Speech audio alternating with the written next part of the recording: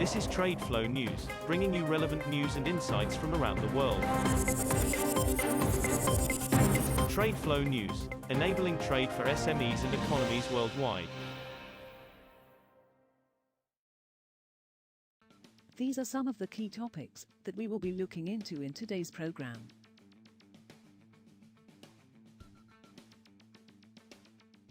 First, let's take a look at the overnight headlines which are impacting the commodity markets.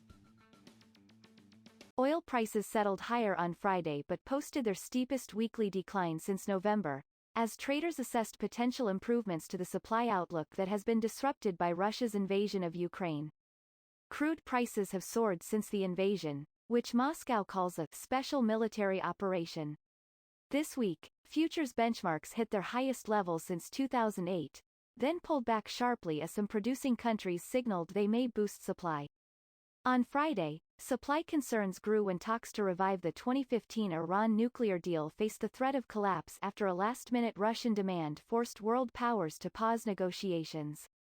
Canada is studying ways to increase pipeline utilization to boost crude exports as Europe seeks to reduce its dependence on Russian oil, the country's natural resources minister said on Thursday. Pipeline operator Enbridge Inc. said in a statement it was in talks with the government about how the industry can help relieve the current energy crisis. Most of Canada's crude exports travel to the United States on Enbridge's mainline system, with another 590,000 barrels a day flowing on TC Energy's Keystone pipeline.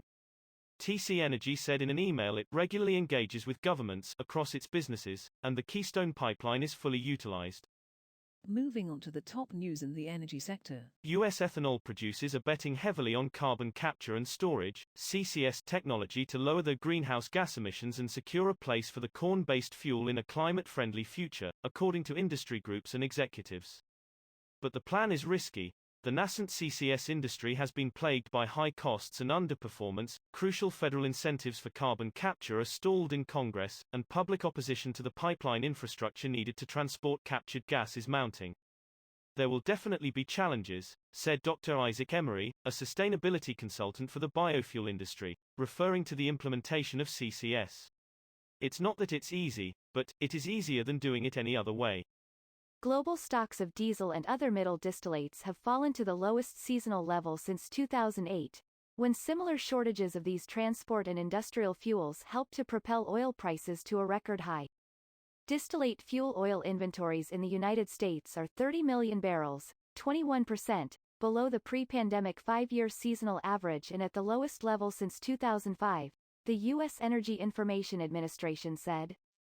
Stocks in Europe are 35 million barrels, 8%, below the pre-pandemic 5-year average at the lowest level since 2008, Eurosstock, which compiles inventory data on behalf of the European Union, found.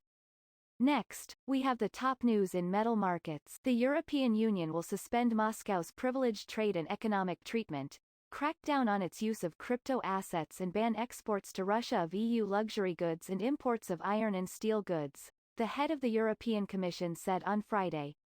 The measures amount to a fourth set of sanctions against Russia over its invasion last month of Ukraine, coordinated with the United States and other G7 allies. Tomorrow, we will take a fourth package of measures to further isolate Russia and drain the resources it uses to finance this barbaric war, European Commission President Ursula von der Leyen said. The London Metal Exchange, LME, defended its decision to suspend nickel trading earlier this week when prices doubled within hours, saying the market had become disorderly, with prices not reflecting the physical market. The exchange halted nickel trading and cancelled trades on Tuesday after prices rocketed to more than $100,000 per ton in a surge sources blamed on short covering by one of the world's top producers. We recognize the frustration of some market participants regarding the decision to suspend nickel trading and to cancel Tuesday early morning trades, the LME said in a statement on Friday. We will now look at the top news in the agricultural sector. International food and feed prices could rise by up to 20% as a result of the conflict in Ukraine, triggering a jump in global malnourishment, the United Nations Food Agency said on Friday. The Rome-based Food and Agriculture Organization, FAO, said it was not clear whether Ukraine would be able to harvest crops if the war dragged on, while uncertainty also surrounded the prospects for Russian exports in the coming year. FAO said Russia was the world's largest exporter of wheat and Ukraine was the fifth largest. Together, they provide 19% of the world's barley supply, 14% of wheat, and 4% of maize, making up more than one-third of global cereal exports. That is all for today's news on commodity markets. Stay tuned to TradeFlow News as we continue to provide you with more updates. We also invite you to follow us on Twitter at TradeFlow News, which allows you to watch our program on your mobile device or desktop to receive information from there.